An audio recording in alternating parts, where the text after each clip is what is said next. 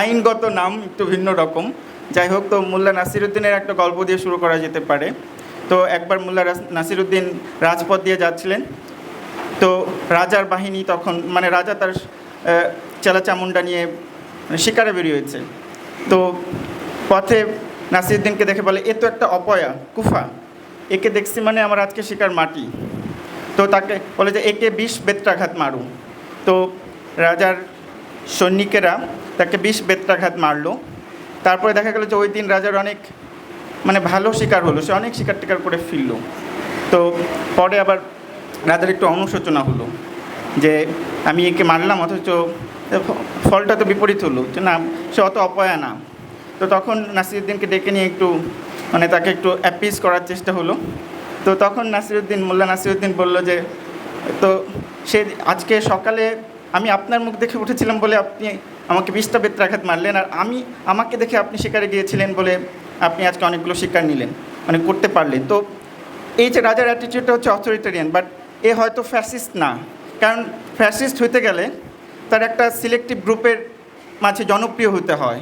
যেমন যেটা আমরা 13 সালের পর থেকে বা আগে পরে গণজাগরণ মঞ্চকে কেন্দ্র করে, যেটার বাংলাদেশে বিশেষত ঢাকায় মধ্যবিত্তের কাছে এই বাঙালি জাতীয়তাবাদের একটা জনপ্রিয়তা, এবং সেটারই শেষমেশ ফ্যাসিস্ট পরিণতি আমরা দেখেছি। তার মানে ফ্যাসিবাদ হতে গেলে একটা জনগণের কনসেন্ট একটা গ্রুপের কাছে লাগে, এবং ওই গ্রুপটার আইডিওলজিকে পুরো জনগণের উপরে চাপিয়ে দিতে হয়, যেটাও একটা বৈশিষ্ট্য যে ফ্যাসিবাদ ভিন্ন মতকে টলারেট করে না। সেজন্যই যে বিভিন্ন ধরনের কানুন শব্দটা ব্যবহার করা ঠিক না, তারপরে ড্রাকোনিয়ান ল তৈরি করা হয়। যেমন ডিজিটাল সিকিউরিটি অ্যাক্ট ছিল, তার আগে আইসিটি অ্যাক্টের ছিল, যার মাধ্যমে মুক্তিযুদ্ধের একটা বয়ানকেই আমাদেরকে স্বীকার করে নিতে হবে, ওর বাইরে কথা বলাও যাবে না।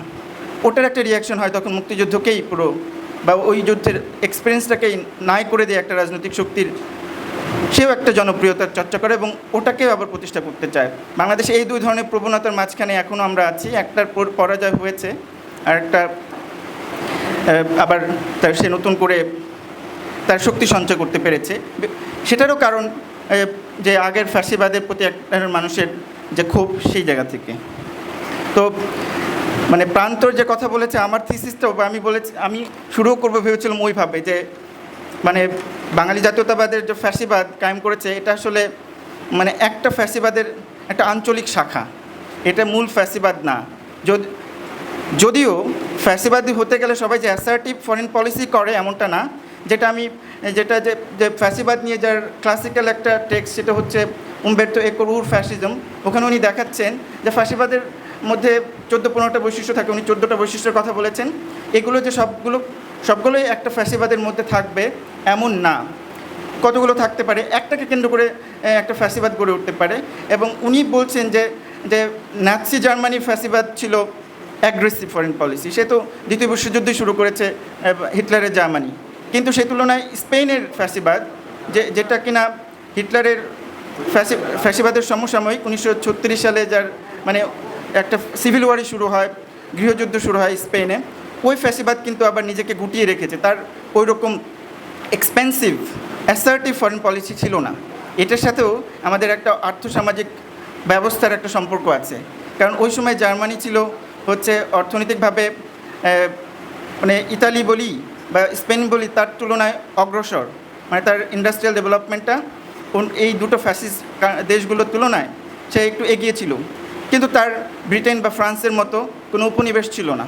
তার বাজার লাগবে, তার কলোনি লাগবে, এবং জার্মান ভাষায় একটা টার্মই ব্যবহার করা হতো, এখনও এটা ইন্টারন্যাশনাল রিলেশনে ব্যবহার করা হয়, লেবেন্সরাউম হচ্ছে রুম ফর লিভিং। আমার তো এই যে গ্রোয়িং পপুলেশন, তার জন্য তো আমার চাষবাসের জন্য জায়গা লাগবে, আমার মার্কেট এক্সপেনশনের জন্য জায়গা লাগবে। সেটা জন্য জার্মানি এরকম অ্যাগ্রেসিভ ছিল, যেটা বাংলাদেশের ফ্যাসিবাদের ক্ষেত্রে হবে না। কারণ বাংলাদেশের পুঁজিবাদে একটু আগে প্রথম বক্তা বললেন যে আমাদের একটাই মাত্র শিল্প, তাও সেটা ম্যাচিউর না, তাকে এখনও ইনসেন্টিভ নিয়ে চলতে হয়। এবং এই যে গ্রাজুয়েশনের পরে, অর্থাৎ এলডিসি গ্রাজুয়েশনের পরে এই ধরনের ইনসেন্টিভ তো সে পাবে না। এটা নিয়ে আমাদের কিন্তু এখানকার গার্মেন্টস মালিকেরা বেশ চিন্তিত যে তাহলে কী হবে, আমরা তো ওই অ্যাডভান্টেজটা হারাই ফেলবো। আমরা যে ইনসেন্টিভ আগে পেতাম এলডিসি থাকার কারণে রাষ্ট্র যদি এই ধরনের মানে অনুদান দিতে পারতো, পরে তো আর দিতে পারবে না। তো আমাদের একটাই মাত্র শিল্প, সেটা এক্সপ্যান্ড করার তার প্রয়োজন হয় না, বরং সে যে কিছু কিছু বাজার ধরে আছে ওই বাজারকে অ্যাপিস করার জন্য তাদের সাথে নানা ধরনের বাণিজ্য চুক্তি করতে হয়, নাহলে ভাবে যে আমরা ট্যারিফ কীভাবে কমাবো ইত্যাদি ইত্যাদি। তো ওই কারণেই যে আমাদের ফ্যাসিবাদটা অ্যাগ্রেসিভ হবে না, কারণ আমাদের পুঁজিবাদ বিকশিত না, ফলে এটা এক্সপান্ড করার প্রয়োজন নেই, সো অ্যাগ্রেসিভ হবে না, সে বরং অন্যের অ্যাগ্রেশনকে অ্যাবজর্ব করবে। কারণ যদিও ভারতীয় পুঁজি ওই চাইনিজ পুঁজির মতো বিকশিত হয়নি, কিন্তু তারপর সে যেহেতু বড় একটা বাজার, বড় একটা পুঁজির এখানে মানে অ্যাকুমুলেশন সম্ভব, তার প্রভাবটা এ কারণে বেশি আমাদের তুলনায়। যদিও মাথাপিছু আয় ওদের খুব আমাদের চেয়ে বেশি তা না, কিন্তু তারপর ওই জন্যই আমরা ভারতীয় মানে ফ্যাসিবাদের একটা শাখা। তো এই জন্যই আমি বলি যে এই যে বন্দোবস্তটা বিলোপ হতে পারে কেবলমাত্র এই দক্ষিণ এশিয়ার পুরো প্রেক্ষাপটেই।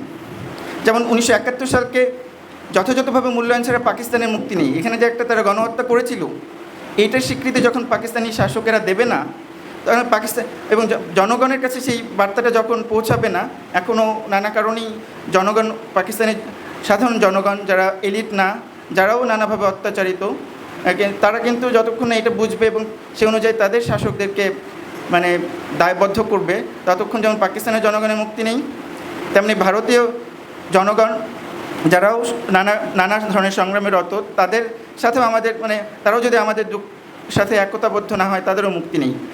এবং ওই জন্য এই সংগ্রামটা আসলে আর কোনো জাতীয়তাবাদ দিয়ে মানে ফ্যাসিবাদের বিলোপ সম্ভবত সম্ভব না।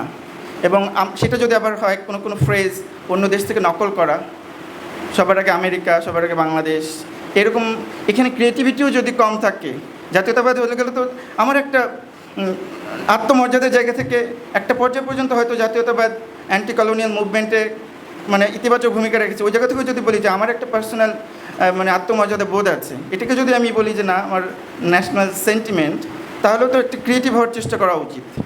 অন্য থেকে ধার করে এনে আপনি ওই জাতীয়তাবাদ আসলে জাতীয়তাবাদও না, ওইটা অ্যাসার্টিভ হবে না স্বভাবতই।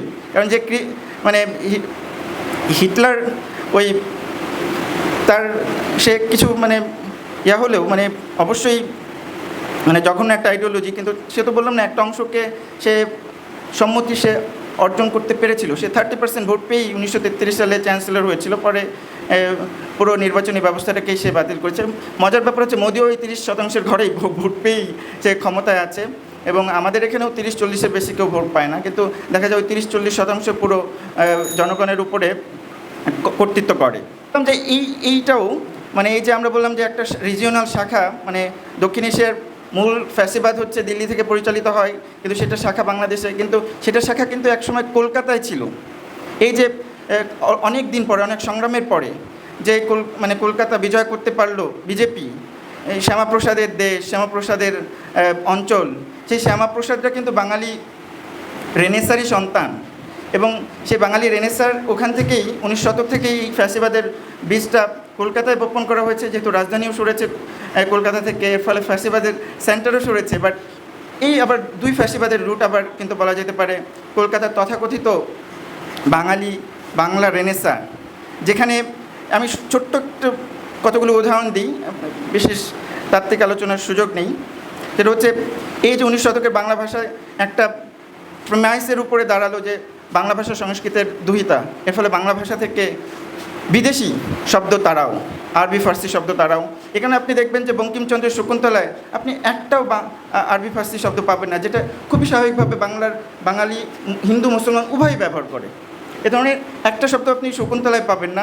বঙ্কিমের একটা টেক্সট আমরা ছোটোবেলায় ক্লাসে টেক্সট হিসেবে পড়তাম, যে নামটা ভুলে গেলাম, প্রবন্ধের প্রাঞ্জলতা নিয়ে আলোচনা করছেন, কিন্তু ওনার গদ্য আমি পড়তে যে বলতাম এই গদ্য তো আমার আশেপাশের গদ্য না, আমি যে সমাজে বড় হয়ে উঠতেছি সেই সমাজের ভাষা তো এটা না, আমার বুঝতে কষ্ট হচ্ছে, যদি অনেক অভিধান দেখে সেগুলো বোঝার চেষ্টা করতাম আমরা। তার মানে 19 শতকে বাংলা ভাষা এক ধরনের লিঙ্গুইস্টিক ক্লিনজিং হয়েছে, আর এখন কুশিনের মাধ্যমে ইথনিক ক্লিনজিং হচ্ছে। সুতরাং এই দুটার মধ্যে একটা ধারাবাহিকতা আছে।